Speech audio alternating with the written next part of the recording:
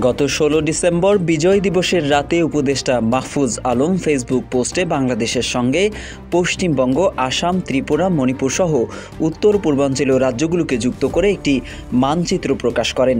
যে স্ট্যাটাসের হেডলাইনে উপদেষ্টা লিখেন, বিজয় এসেছে তবে সামগ্রিক নয়, মুক্তি এখনও বহুত দূরে, যা নিয়ে শুরু হয় বিতর্ক।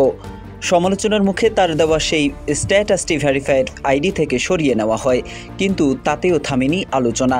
এবার এই পোস্ট নিয়ে মন্তব্য করেছে ভারত।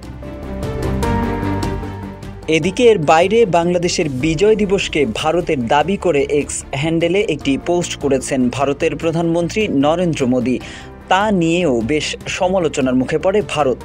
নরেন্দ্র মোদী তার পোস্টে লিখেছেন, আজকের এই বিজয় দিবসে সেই সব নির্ভীক সেনাদের সাহস ও আত্মত্যাগকে তারা সম্মান জানান, যারা ১৯৭১ সালে ভারতের ঐতিহাসিক বিজয়ে অবদান রেখেছিল। নরেন্দ্র মোদীর এই বক্তব্যে কোথাও বাংলাদেশের নাম উল্লেখ করা হয়নি।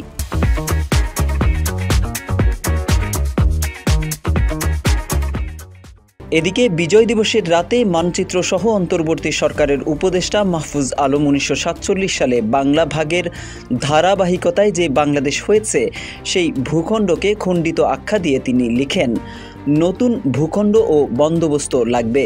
পরে পোস্টটি ডিলিট করে দেওয়া হয় এবং উপদেষ্টা মাহফুজ আলম বা অন্তর্বর্তী সরকারের পক্ষ থেকে বিষয়ে আর কোনো মন্তব্য করা হয়নি। তবে ভারত সরকারের পক্ষ থেকে মাহফুজ আলমের এই পোস্টের কড়া প্রতিবাদ জানানো হয়।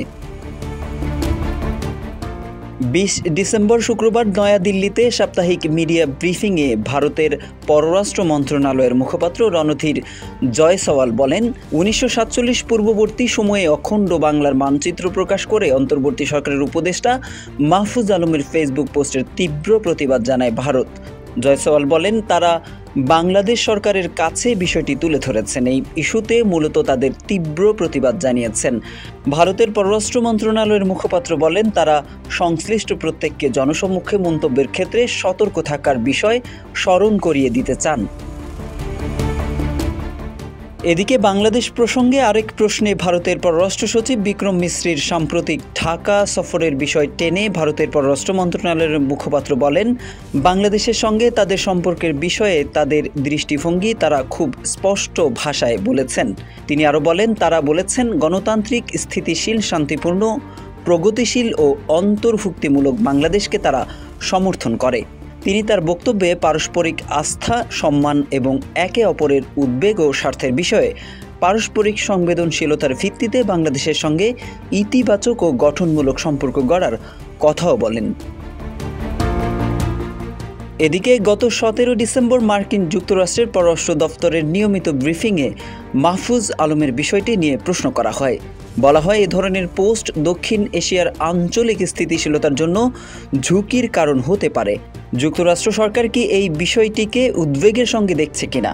এই প্রশ্নের জবাবে ম্যাথিউ মিলার বলেন, তিনি এ ধরনের কোনো পোস্ট সম্পর্কে অবগত নন।